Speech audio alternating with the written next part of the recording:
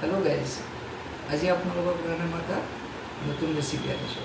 এইটো হ'ল মিছা মাছ আৰু নাৰিকলেৰে কেনেকৈ বনাব লাগে সেইটো বনাই আপোনালোকে এটা ধুনীয়া কাৰী এটা, মিছা মাছৰ কাৰী এটা আপোনালোকক দেখাম।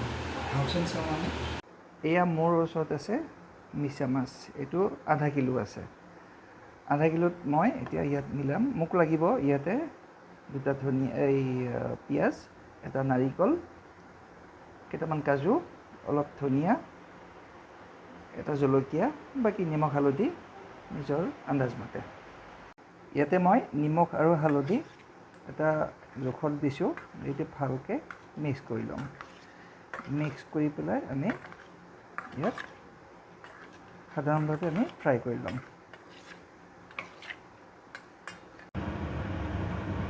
এয়া আমি মিঠাতেল আমি দিলোঁ, দি গৰম কৰি ল'লোঁ। গৰমটো খুব বেছিকৈ হ'ব লাগিব তেলৰ। এতিয়া আমি মাছ কেইটামান দি দিম। এবাৰত দিগদাৰ হ'ব, দুবাৰত আমি ভাজি ল'ম। দুবাৰত আমি নৰ্মেল ফ্ৰাই এটা হ'ব আৰু।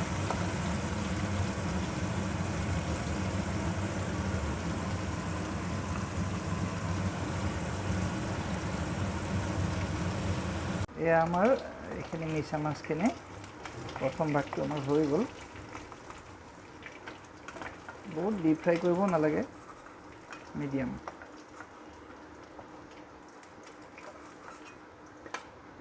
এতিয়া আমি বাকী থকাখিনিও আমি দি দিওঁ।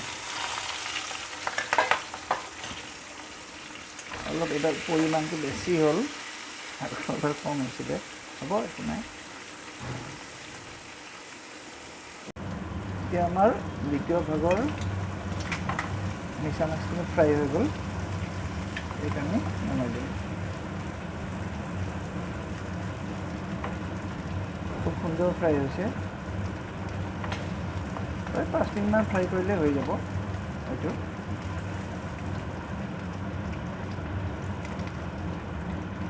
এতিয়া বন্ধুসকল, মই নাৰিকলটো দেখাইছিলোঁ, এনেকৈ সৰুকৈ সৰুকৈ টুকুৰা টুকুৰকৈ কাটি লৈছিলোঁ। এতিয়া এইখিনি আমি মিক্সিত গ্ৰাইণ্ড কৰি ল'ম। অলপ পানী দি দিছোঁ। এয়া আমাৰ নাৰিকলখিনি ভালকৈ মিক্সিত মাৰি ল'লোঁ। সামান্য পানী দি পেলাই ইয়াক পিছত আমি চেকি দিম। গোটেই নাৰিকলটো দিলে তাৰ সীতাবিলাক ওলাই যাব, ইয়াক চেকি দিম। এতিয়া আমি ইয়াতে কাজুকেইটা মিক্সিত মাৰি দিম।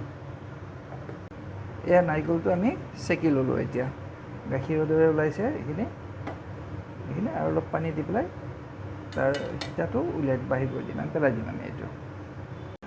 এতিয়া বন্ধুসকল, মই আপোনালোকক পিঁয়াজ দুটা দেখাইছিলোঁ। এয়া পিঁয়াজখিনি তেলটো খুব গৰম হৈছে। এতিয়া পিঁয়াজখিনি দি দিলোঁ। এইখিনিতে আটাইতকৈ বেছি সময় লাগিব। এই পিঁয়াজটো এতিয়া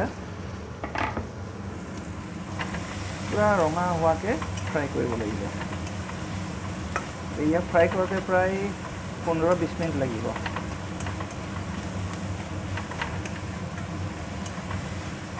কাৰণ পিঁয়াজ ফ্ৰাই হওঁতে আটাইতকৈ বেছি সময় লাগে।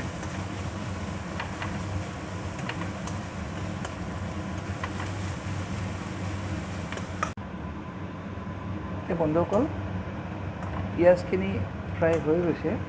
এতিয়া মই ইয়াতে নাৰিকলৰ এইটো পানীটো দি দিম, চেকি লৈছিলোঁ যিটো।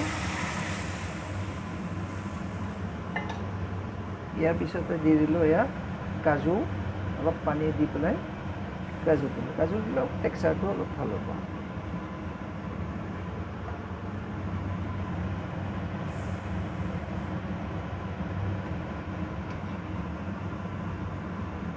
এতিয়া ইয়াতে নিজৰ পচন্দ অনুসৰি, আন্দাজ অনুসৰি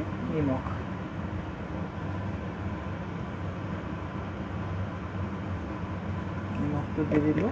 অকণমানকৈ হালধি দিম।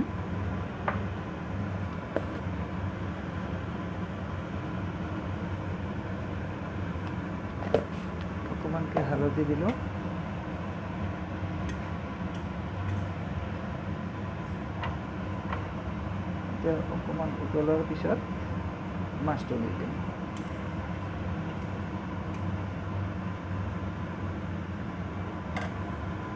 এতিয়া আমাৰ নাৰিকলৰ গাখীৰটো আৰু কাজুটো ভালকৈ উতলাইছে, আমি এতিয়া মাছটো দি দিলোঁ।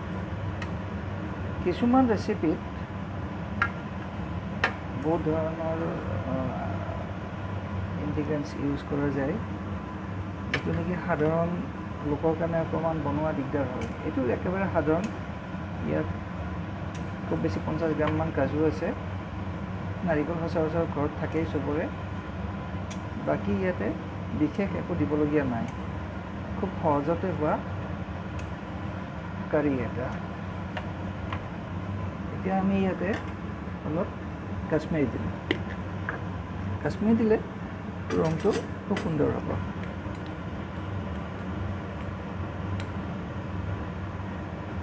কাশ্মীৰী পাউডাৰ অলপ দি দিলোঁ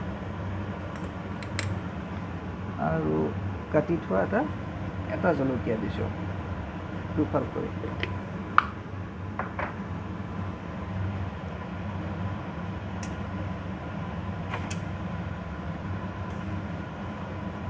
আমাৰ মিছা মাছৰ কাৰী অলমষ্ট ৰেডি।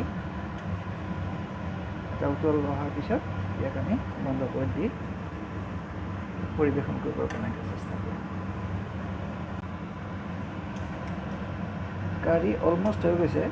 গ্ৰেভিটো আপোনালোকৰ ইচ্ছা, যদি বেছি গ্ৰেভি কৰিব খোজে অলপ বেছি সময় বইল কৰিব লাগিব। ইয়াতে মোৰ বহুত বেছি গ্ৰেভিও নহয়, থিকনেছটো অলপ কম আছে। ঠাণ্ডা হোৱাৰ পিছত এনেও অকণমান টাইট হ'বই। এতিয়া আমি ইয়াতে কাটি থোৱা ধনিয়াৰ পাত দি দিলোঁ। ধনিয়াৰ পাততকৈ ঠাৰিকেইডালৰহে বেছি ভাল। ঠাৰিকেইডালৰ গুণ বেছি, সেইকাৰণে আপোনালোকে ঠাৰিবিলাক পেলাই নিদিব।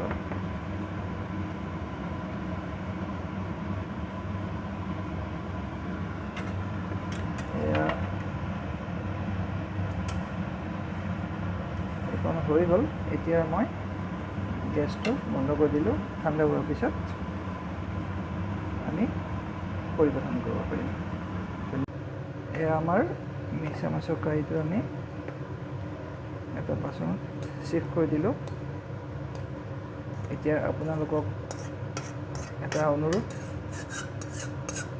চেনেলটো চাই কেনেকুৱা লাগিলে কমেণ্ট কৰিব আৰু ছাবস্ক্ৰাইব কৰি শ্বেয়াৰ কৰি দিম। ধন্যবাদ।